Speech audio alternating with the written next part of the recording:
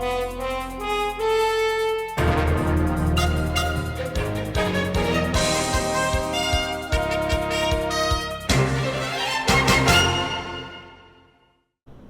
afternoon, Ravens. I'm Avalon, and this is the Not So Live Raven Report.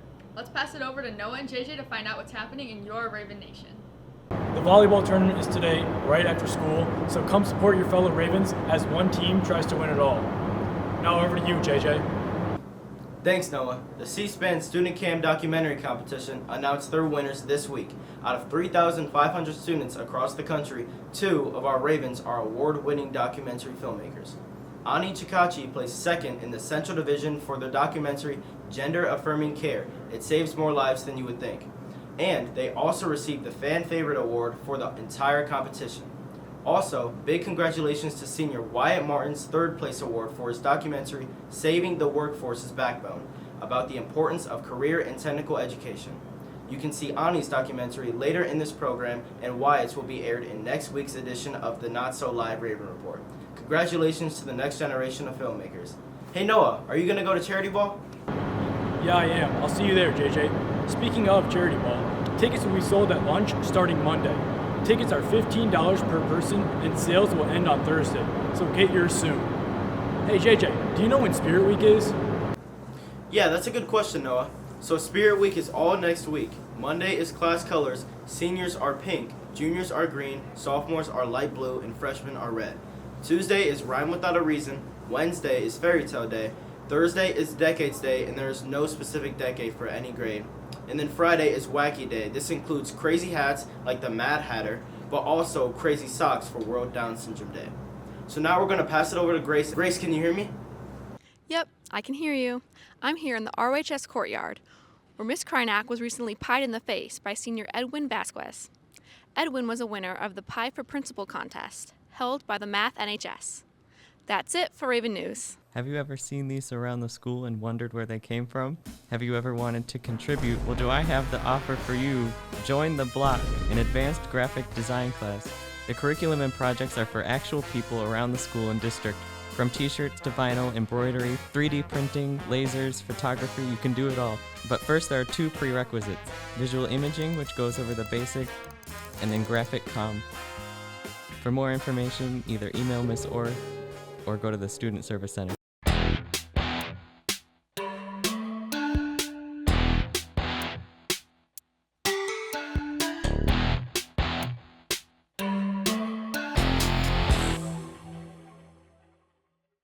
Today, our very own unified basketball team was given the chance to play at Little Caesars Arena at 12 p.m.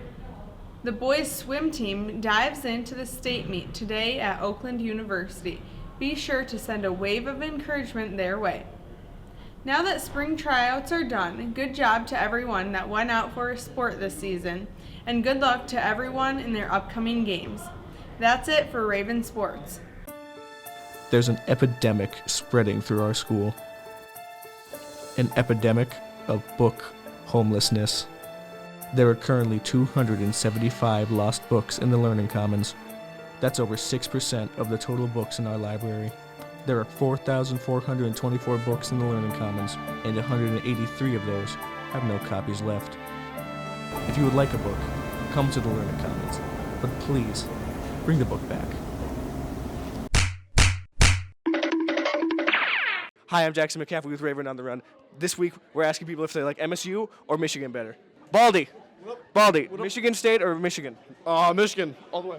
Do you like Michigan or Michigan State better? Michigan, because I'm going to Michigan. State, I'm going to State. State, Michigan. Michigan or Michigan State? Ooh, okay, you see, I'm from like a house of I, because like my dad... Too slow. Well, Michigan. Henry, Michigan or Michigan State? What? Michigan or Michigan State? I don't care. You boy.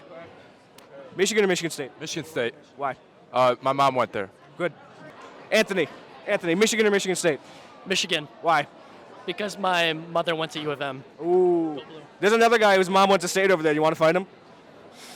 I'm not a fighter.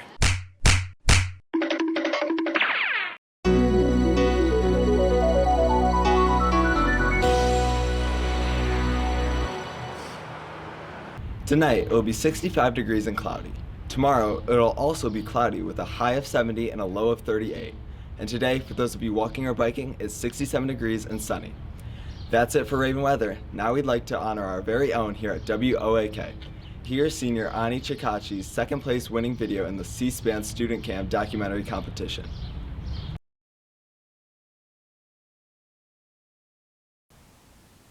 It's a matter of life and death. Gender-affirming care is so important that I want those policymakers to understand that it really is about life and death.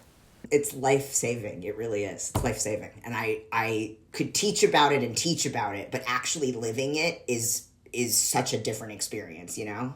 If it's cut for trans people, you better cut it for cis people too. Like, let's just make this fair. The so-called gender-affirming care is anything but affirming and caring, and the language matters. As President Donald Trump takes office, the fight for access to gender-affirming care continues, and countless transgender lives hang in the balance. Tristan, Ann, and others you will soon meet plead to protect policies that save lives, because it's more than politics. It's life and death. It felt like there was a huge block in front of me until I had gender-affirming care. And then the block it feels like it was removed. Before I started testosterone, it didn't feel like my future. It felt like someone else's. Kind of almost 2.5 years on testosterone. It's completely changed. Like, I look in the mirror and I see me. On day one, I will revoke Joe Biden's cruel policies on so-called gender-affirming care. Ridiculous. Puberty blockers, mutating their physical appearance, and ultimately performing surgery on minor children. Can you believe this? Members of Congress are helping to promote a culture of discrimination that has increased violence against trans kids and their parents. I must object to this callous and reckless use of this committee's time. And with that, I yield back. Our nation has seen a wave of anti-LGBTQ bills. During this year's Conservative Political Action Conference, one speaker was applauded when he declared, and I quote, "Transgenderism must be eradicated from public life entirely. The whole preposterous ideology at every level." It's furthering anti-trans bias just because they exist. It's such an attack on the trans community. I've heard people call this a soft genocide, and they're using that phrase for a reason.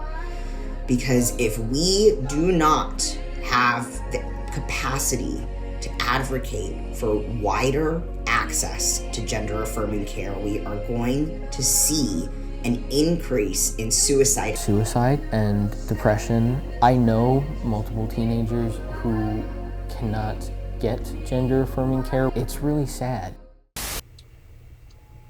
So, I'm going to speak the truth here plainly, and I think the vast majority of the American people understand and agree with what I'm going to say. This so-called gender-affirming care is anything but affirming and caring, and the language matters.